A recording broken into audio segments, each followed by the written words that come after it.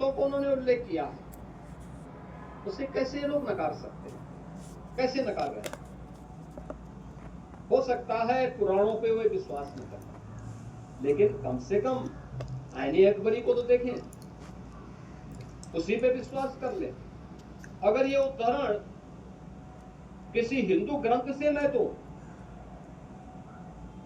उनको हो सकता है परेशानी हो, लेकिन ये उदाहरण उन्हीं के यहां से दिया जा रहा है, वहां के प्रमाण इस बात को बताते हैं। और जो कुछ वहां पे होता रहा है, कम से कम आज उस पर लगाम लगी है। आने वाले समय में बहुत कुछ उजागर होने वाला है। ओवैसी साहब की बात मैंने सुनी संभल पर, तो दो बातें वो कह रहे थे। एक तो कह रहे थे वहाँ जो मंदिर हैं मुसलमानों ने उनको संभाल कर रखा है, उसका सर्वे कराने की क्या जरूरत है, वहाँ तो मूर्तियाँ सलामत हैं। और दूसरी बात उन्होंने कहा कि जहाँ पर हॉस्पिटल बनाने की जरूरत है, जहाँ स्कूल बनाने की जरूरत है, वहाँ योगी जी पुलिस स्टेशन बना रहे हैं। हम हॉस्पिटल भी बनाने जा रहे हैं, हम तो वहाँ मेडिकल कॉलेज बनाने जा रहे हैं। संभल मेडिकल कॉलेज भी हमारा वहाँ बन रहा है। संभल की लड़ाई अब ये देशी और विदेशी की लड़ाई है। वहां पर किसी कालखंड में कोई हिंदू जिसने दबाववश इस्लाम स्वीकार किया है, आज वह भी बोलता है कि नहीं, इन विदेशियों को जिन्होंने हमारे पूर्वजों के स्थल तोड़े थे, इनसे ये स्थान वापस लिए जाने चाहिए। और ये वहां का वो मुसलमान कहता है जो आज अपने गोत्र को वहां देख रहा है, पहचान रहा है। बाकायदा उन्होंने अपना सजरा बना के रखा हुआ है, उसके माध्यम से सारी बातों को बोल रहे हैं। कहीं कोई समस्या नहीं होती। हाँ, कुछ लोगों को, जो लोग मुसलमानों को अपना वोट बैंक बनाए रखना चाहते हैं, उन लोगों को जरूर परेशानी होती, लेकिन शेष अन्य किसी को परेशानी नहीं होनी चाहिए इन सभी मामलों में। और मैं मान के चलता हूं कि आज डबल इंजन की सरकार 25 करोड़ जनता के हितों के लिए अच्छे विश्वविद्यालय बने, अच्छे मेडिकल कॉलेज और मेडिकल इंस्टीट्यूट बने, इन्वेस्टमेंट के लिए बेहतरीन माहौल बने, इन सब को करने के लिए पूरी प्रतिबद्धता के साथ कार्य कर रही है। ओवैसी जी को इसकी चिंता नहीं करनी चाहिए, उसके लिए डबल इंजन की सरकार पर्याप्त है, सोचने के लिए भी और करने के लिए भी। उनकी चिंता सबसे ज्यादा यूपी पुलिस को लेकर है। वो कहते हैं यूपी पुलिस का निशाना बड़ा सटीक है, गोली हमेशा सही निशाने पर लगती है, इनको तो ओलंपिक में भेजना चाहिए, मेडल ले आएंगे। हमने तो ऑलरेडी ये व्यवस्था की है। यूपी पुलिस ने तो जितने भी यूपी के शूटर हैं, उन सबको हमने कहा कि भाई आपके लिए हम शूटिंग रेंज बना रहे हैं, आप मेडल लेकर के आइए और फिर आपको हम पुलिस में भर्ती करेंगे। और हमने यहाँ तक कि ओलंपिक में जो मेडल प्राप्त करने वाले खिलाड़ी हैं, उनको हम लोगों ने डिप्टी एसपी तक का पद दिया है, सीधे डिप्टी एसपी। 500 से अधिक लोगों को हमने यूपी पुलिस में भर्ती किया है। और आज यूपी पुलिस के कार्य पद्धति का ही परिणाम है कि उत्तर प्रदेश निवेश के देश के बेहतरीन डेस्टिनेशन के रूप में आज विकसित हुआ है। उत्तर प्रदेश इतने बड़े महाकुंभ जैसे समागम के लिए भी, जहां पर प्रयागराज की धरती पर अकेले 45 दिन के अंदर 40 से 45 करोड़ श्रद्धालु यहां आकर के त्रिवेणी में डुबकी लगाएगा, यानी दुनिया की तीसरी बड़ी आबादी प्रयागराज में आएगी। अब आप अनुमान करिए, इस पूरी व्यवस्था को सुरक्षा देना, सुव्यवस्था देना और क्राउड मैनेजमेंट के साथ साथ सिक्योरिटी का उत्तम व्यवस्था देना, यह काम भी उत्तर प्रदेश पुलिस ही कर रही है। आप मुझे बताइए कि अगर उत्तर प्रदेश पुलिस का निशाना चूक नहीं होता तो क्या इतना बड़ा आयोजन सकुशल संपन्न हो पाने में अपने आप एक चैलेंज था। लेकिन उस चैलेंज को उसी सटीक निशाने से ही हम लोग सकुशल संपन्न करने की ओर अग्रसर बढ़ रहे हैं। देखिए, उत्तर प्रदेश में कानून व्यवस्था बेहतर हुई है, ये तो पूरी दुनिया मानती है, और ये काम बड़ा मुश्किल था, ये भी सब मानते हैं, लेकिन गाड़ी पलट जाती है। देखिए, बहुत सारे लोग कानून पर विश्वास नहीं करते हैं और जैसे को तैसे का जवाब दिए जाने की आवश्यकता है और कानून के दायरे में उन सभी कार्यों को कुशलतापूर्वक किया जाता है, जिससे प्रदेश के हित में कानून का राज भी हो और हर व्यक्ति, हर बेटी, हर बहन, हर व्यापारी अपने आप को सुरक्षित महसूस भी करे। क्योंकि जी, जो राजनीतिक लोग हैं, जो आपके काम को देखते हैं, उनमें बहुत सारे लोग आपके प्रशंसक हैं, बहुत सारे लोग आलोचक हैं। मल्लिकार्जुन खड़गे कांग्रेस पार्टी के अध्यक्ष हैं, उन्होंने अभी कहा कि एक हैं जो गेरुआ पहनते हैं, साधु के भेष में रहते हैं, मुख्यमंत्री बन गए हैं, पर कहते हैं बटोगे तो कटोगे, और कहते हैं वही बांटते हैं वही काटते हैं। देखिए, मल्लिकार्जुन खड़गे जी बहुत बुजुर्ग हो चुके हैं और मुझे बहुत सीनियर नेता हैं कांग्रेस के, हम उनका सम्मान करते हैं, उम्र के हिसाब से उनका सम्मान, लेकिन इस वास्तविकता को तो उनको स्वीकार करना ही चाहिए। और मुझे लगता है कि मल्लिकार्जुन खड़गे जी स्वयं इसके भुक्तभोगी हैं। उनका जो गांव है,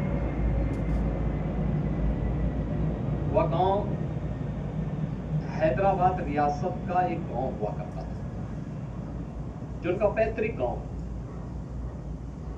और उस गांव को हैदराबाद के निजाम के रजाकारों ने जला दिया था, जिसमें दुर्भाग्यपूर्ण तरीके से मल्लिकार्जुन खड़गे जी के परिवार के सदस्य, उनकी मां, उनकी बहन, उनके चाचा, ये सभी लोग उस दुर्भाग्यपूर्ण अग्निकांड के शिकार हो गए थे। पूरा गांव जला दिया गया था, बारावती नाम का वह गांव जला दिया गया था। इनके पिताजी इनको लेकर के किसी प्रकार से वहां निकल गए थे।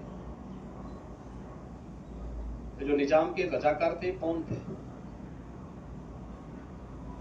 उस सच्चाई को मल्लिकार्जुन जी को स्वीकार करना चाहिए, और यही तो हम कह रहे हैं कि उस सच्चाई को क्यों नहीं आप बताते लोगों के सामने? क्या ये सच नहीं है कि जब भी हिंदू बटा है तो हिंदू कटा है, जब भी हिंदू एक रहा है तो हिंदू सेफ हुआ है, सुरक्षित हुआ है? और इसीलिए हम कह रहे हैं कि हमें बटना नहीं है, बटेंगे तो कटेंगे, एक रहेंगे तो सेफ रहेंगे, सुरक्षित रहेंगे। और यह एक सनातन उद्घोष होना चाहिए हर देश, हर काल, हर परिस्थिति के लिए, क्योंकि सनातन धर्म ने तो कभी किसी का हित किया ही नहीं।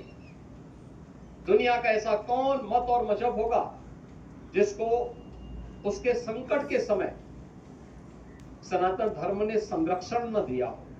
सबको संरक्षण दिया, लेकिन जो भी यहां पर थोड़ा भी मजबूत हुआ, वो वापस सनातन धर्म पर झपटने का प्रयास किया।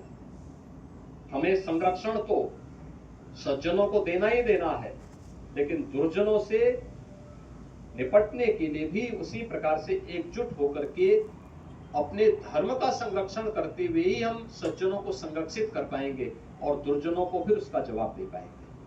आपके बटोगे और कटोगे का अर्थ निकाला गया कि आप जातियों को इकट्ठा करना चाहते हैं, जातिवाद को बढ़ावा दे रहे हैं, आप मनुस्मृति को बढ़ावा दे रहे हैं और संविधान को पीछे छोड़ रहे हैं। देखिए, जो लोग भारत और भारतीयता को नहीं जानते, वे भारत के महापुरुषों को, भारत के पूर्वजों को भी गाली देते हैं।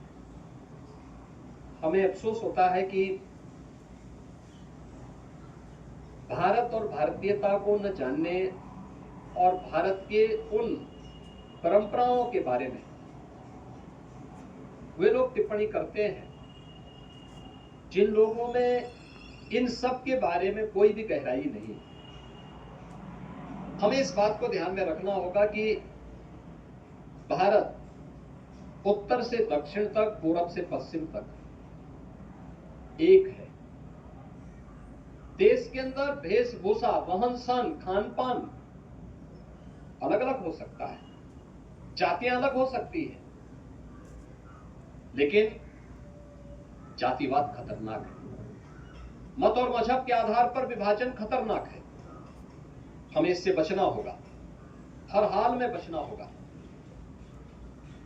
हम लोग एकजुट होकर के भारत के बारे में सोचने की बात करते हैं। हमारा सनातन धर्म भारत का राष्ट्र धर्म है। सनातन धर्म सुरक्षित है तो भारत सुरक्षित है, भारत सुरक्षित है तो सनातन धर्म भी सुरक्षित है। एक दूसरे के साथ ये जुड़े हुए हैं, दोनों एक दूसरे के पर्याय हैं, दोनों को अलग करके नहीं देखा जा सकता। इसलिए हम बार बार इस बारे में कहते हैं कि हमें बंटना नहीं है, हमें तो एकजुट होकर के कार्य करना है। जाति के नाम पर, परिवार के नाम पर बांटने वाले जो तत्व हैं, ये वास्तव में आपके हितैषी नहीं हो सकते। ये लोग संकट के समय आपके साथ में भी कहीं नहीं खड़े होंगे। और अगर देखना है, ज्यादा दूर मत जाइए। अभी 3 वर्ष पहले दुनिया की सबसे बड़ी महामारी कोरोना आई थी। कोविड-19 के दौरान देखा होगा, जितने लोग जाति और परिवार के नाम पे समाज को बांट रहे हैं, इन लोगों का कहीं अता पता नहीं था, किसी का अता पता नहीं था। कोविड मैनेजमेंट और कोविड प्रबंधन के साथ साथ हर व्यक्ति की बिना भेदभाव की उसकी सुरक्षा, उसका संरक्षण देने का काम अगर किसी ने किया है तो दुनिया के अंदर पहला नाम आएगा प्रधानमंत्री मोदी जी का। आपने देखा होगा कि बिना भेदभाव के फ्री में टेस्ट, फ्री में ट्रीटमेंट की व्यवस्था, फ्री में राशन, फ्री में वैक्सीन, ये सभी देशवासियों को दिया था। न जाति, न मत, न मजहब, न क्षेत्र, न भाषा, सबका साथ और सबका विकास का जो मंत्र 2014 में दिया था, वह कोविड-19 के दौरान भी दिखाई दिया था। और आज भी वे सुविधाएं उसी रूप में आज भी हर व्यक्ति को बिना भेदभाव की प्राप्त हो रही है। मुझे ये तो बताएं कि 2014 के पहले कौन सी ऐसी सरकारें थी जिन सरकारों ने भेदभाव न किया हो। पहले तो मत और मजहब के आधार पर, जाति के आधार पर बांटने का प्रयास करते थे। आज जाति, मत और मजहब के आधार पर नहीं, क्षेत्र और भाषा के आधार पर नहीं, बल्कि विकास सबका, सुरक्षा सबको, समृद्धि और रोजगार सबको, लेकिन तुष्टीकरण किसी का नहीं, इस उद्घोष के साथ कार्य हो रहा है। और यही सच्ची राष्ट्रीय भावना भी है। और उसी राष्ट्रीय भावना को आगे बढ़ाने के लिए हम बार बार कह रहे हैं कि जब एक नया भारत का दर्शन हो रहा है, इस नए भारत में जातिवाद और परिवारवाद के आधार पर बंटने का नहीं, आपस में बंटने का समय नहीं है, बल्कि एकजुट होकर के नए भारत को श्रेष्ठ भारत बनाना, एक भारत को श्रेष्ठ भारत बनाना है। ये पूरे भारत की 140 करोड़ लोगों का दायित्व बनता है। उत्तर प्रदेश की 25 करोड़ जनता जनार्दन इस पूरे अभियान के साथ प्रधानमंत्री मोदी जी के साथ कदम से कदम मिलाकर के चलने को तैयार है। योगी जी, कुछ लोग इसको भी भेदभाव कहते हैं कि हिंदुओं के लिए इतना महाकुंभ आपने आयोजित किया, कांवड़ यात्रा पर फूल बरसाए जाते हैं और बाकी लोगों को नमाज पढ़ने से भी रोका जाता है। ये परंपरागत आयोजन है, विरासत का प्रतीक है। सनातन धर्म का एक ऐसा प्रवाह है जो देश और दुनिया से आने वाले श्रद्धालुओं को अपनी ओर आकर्षित कर रहा है।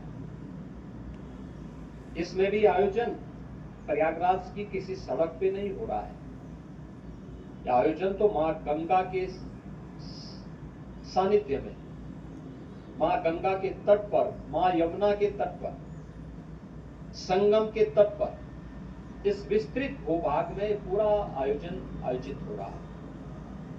इसमें कहीं किसी के आवागमन को बाधित नहीं किया गया, प्रयागराज में जो लोग रह रहे हैं किसी भी जाति मत और मजहब के हैं, सब अपनी दिनचर्या को अनवरत उसी रूप में आगे बढ़ा रहे हैं।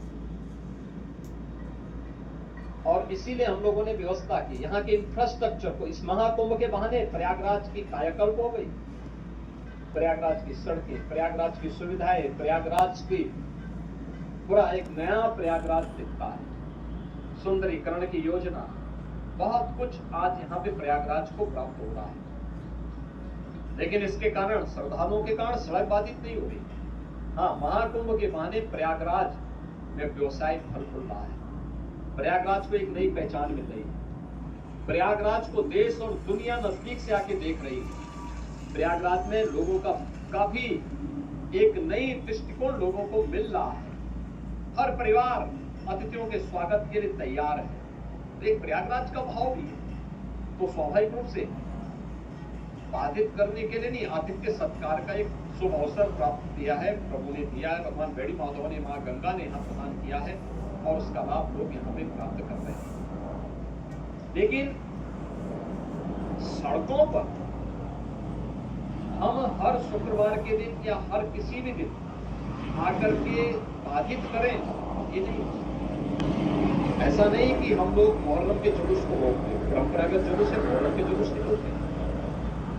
अन्य मुस्लिम पर्व और त्योहारों में कोई आयोजन होते हैं तो उन आयोजनों को कोई बाधा नहीं, उसको पूरी सुरक्षा प्रदान की जाती है। हाँ, ये जरूर कहा जाता है कि आप अस्त्र शस्त्र का प्रदर्शन नहीं करेंगे।